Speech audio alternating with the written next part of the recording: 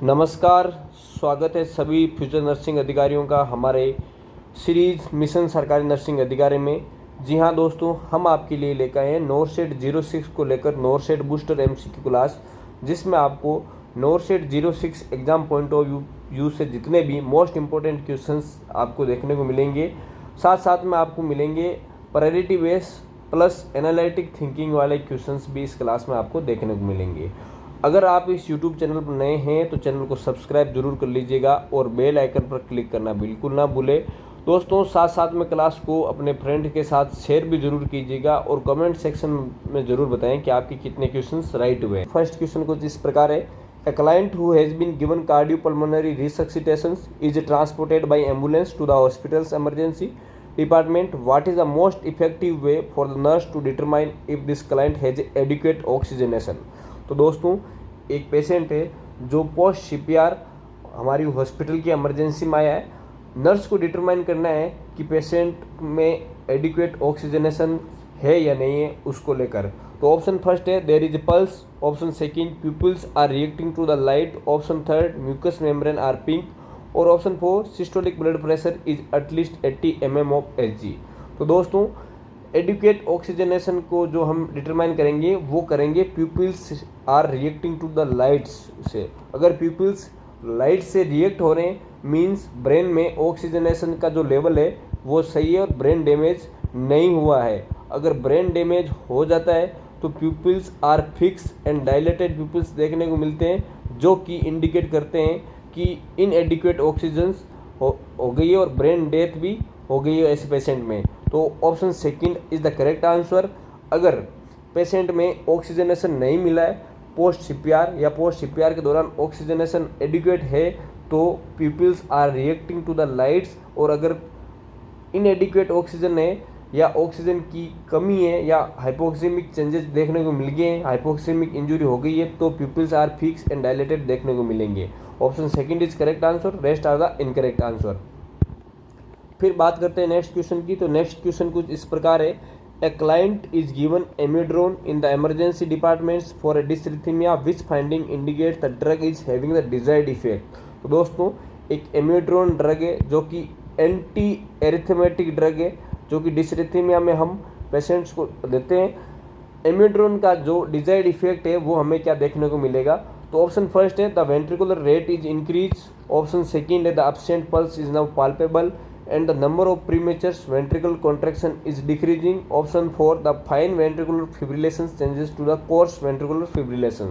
तो दोस्तों, एमिड्रोन को जो हम यूज़ में लेते हैं वो एमिड्रोन को हमें वेंट्रिकुलर टेकिकार्डिया ट्रीट करने के लिए यूज़ में लेते हैं। वेंट्रिकुलर टेकिकार्डिया ट्रीट करने के लिए यूज़ में लेते हैं। तो option third is the correct answer, the number of premature ventricular contraction is decreasing. तो दोस्तों, पीवीसी प्रीमेच्योर वेंट्रिकुलर टेकिकार्डिया को ट्रीट करने के लिए हम एमिड्रोन लेते हैं, और एमिड्रोन का जो डिजायर्ड इफेक्ट है वो हमें देखने को मिलेगा। अगर पीवीसी कम हुए हो तो एमिड्रोन ने अपना डिजायर्ड इफेक्ट शो कर दिया है। फिर बात करते हैं नेक्स्ट क्वेश्चन की। तो नेक्स्ट क्वेश्चन है during cardiopulmonary resuscitation for an adult the rescuers hand should be placed 2 fingers width above the lower end of the sternum. Which organ would be the most likely at risk of laceration by the forceful compressions over the G-fluid process? तो दोस्तों, CPR के दौरान हम CPR compressions करते हैं।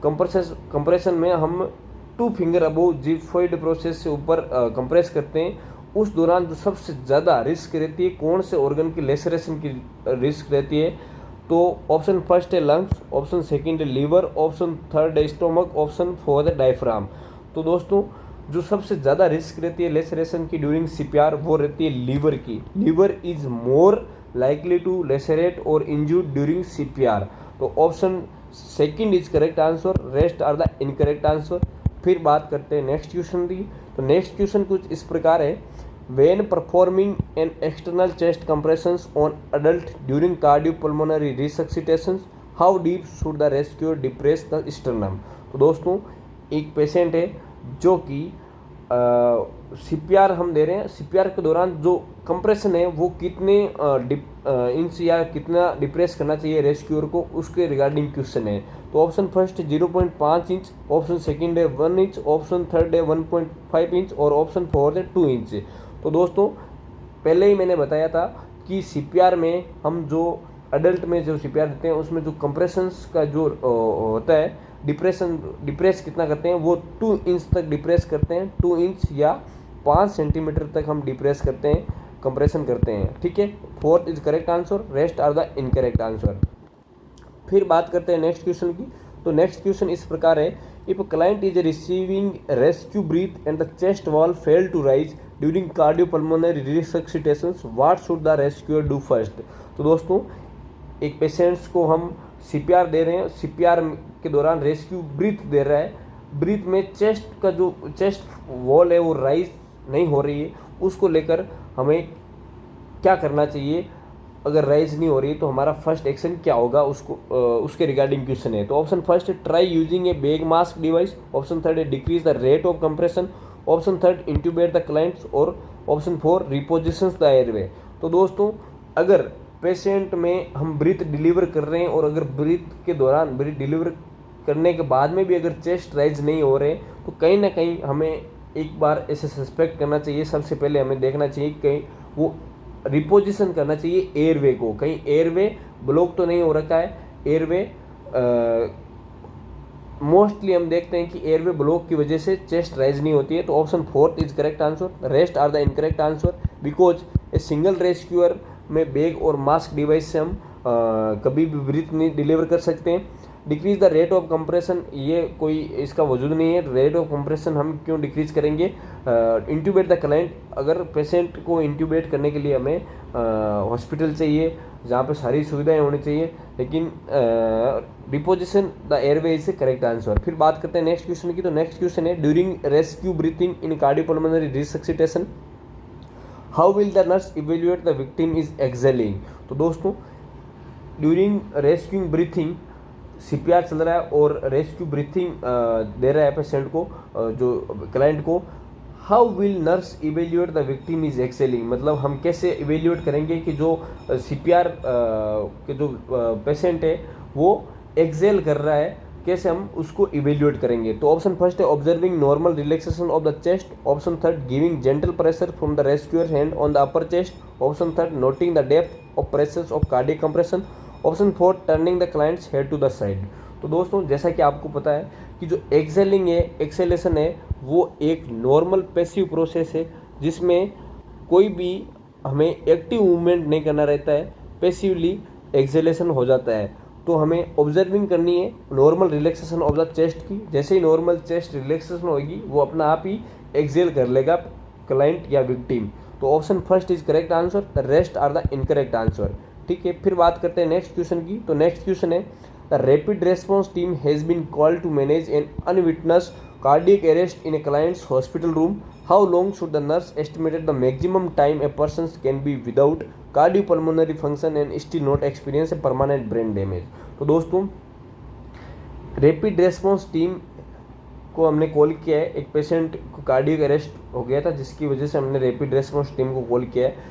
As a nurse हमें पता रहना चाहिए कि कितने टाइम तक अगर पेशेंट को सीपीआर नहीं दिया जाए फिर भी उसको ब्रेन डैमेज होने के चांसेस कम रहते हैं। तो वो टाइम क्या है कि उस टाइम तक अगर हम पेशेंट को सीपीआर नहीं भी मिले तो भी ब्रेन डैमेज नहीं होगा। तो ऑप्शन फर्स्ट है 1 से 2 मिनट, ऑप्शन सेकंड है 4 से 6 मिनट, ऑप्शन थर्ड है 8 से 10 मिनट और ऑप्शन फोर्थ है 12 से 15 मिनट। तो एग्जैक्ट तो डिपेंड करता है पेशेंट टू पेशेंट, लेकिन जो कॉमन है कि 4 से 6 मिनट तक अगर पेशेंट को सीपीआर ना मिले तो भी ब्रेन डैमेज होने के चांसेस बहुत कम रहते हैं। तो option 2 is correct answer, 4 to 6 minute तक अगर सीपीआर नहीं दिया जाए तो भी चांसेस रहते हैं कि ब्रेन डैमेज नहीं हो। तो फिर बात करते हैं नेक्स्ट क्वेश्चन की। तो नेक्स्ट क्वेश्चन है a nurse is helping A suspected choking victim, when should the nurse perform the Heimlich manoeuvre. तो दोस्तों एक पेशेंट है जो कि सस्पेक्ट चोकिंग विक्टिम है, मीन्स उसके कुछ एयरवे में ऑब्स्ट्रक्शन हो गया, चोक हो गया, एयरवे ऑब्स्ट्रक्ट हो गया है। When should the nurse perform the Heimlich manoeuvre, तो नर्स जो हेमलिच मैन्यूवर है वो कब परफॉर्म करेगी उसके रिगार्डिंग क्वेश्चन है। तो ऑप्शन फर्स्ट है the victim start to become cyanotic, option third है the victim can not speak due to airway obstruction, option third है the victim can make only minimal vocal noises, and option fourth है the victim is coughing vigorously. तो दोस्तों Heimlich manoeuvre का जो indications रहता है, Heimlich manoeuvre हम तब देते हैं जब patients the victim can not speak due to airway obstruction. अगर पेशेंट स्पीक नहीं कर पा रहा है या पेशेंट बोल नहीं पा रहा है, वो भी किसकी वजह से, एयरवे ऑब्स्ट्रक्शन की वजह से अगर पेशेंट नहीं बोल पा रहा है तो हम उसको हेमलिच मैन्यूवर देते हैं। ठीक है, this is the correct answer, rest are the incorrect answer. Cyanotic mean अगर victim start to become cyanotic, ये this is not a relevant point. अगर साइनोटिक हो गया है फिर भी साइनोटिक भी बहुत वजह से हो सकता है पेशेंट, लेकिन जो एयरवे ऑब्स्ट्रक्शन की वजह से पेशेंट नहीं बोल पाता है उसमें हम हेमलिच मैन्यूवर देते हैं। तो option second is correct answer, rest are the incorrect answer. तो दोस्तों कैसी लगी क्लास कमेंट सेक्शन में ज़रूर बताएं, और अगर आप इस चैनल पर नए हैं तो चैनल को सब्सक्राइब जरूर कर लीजिएगा, बेल आइकन पर क्लिक करना बिल्कुल ना भूलें, और अपने दोस्तों के साथ शेयर करें क्लास को। कमेंट सेक्शन में ज़रूर बताएं कि आपकी कितने क्वेश्चंस राइट में इस क्लास में से। Thank you very much.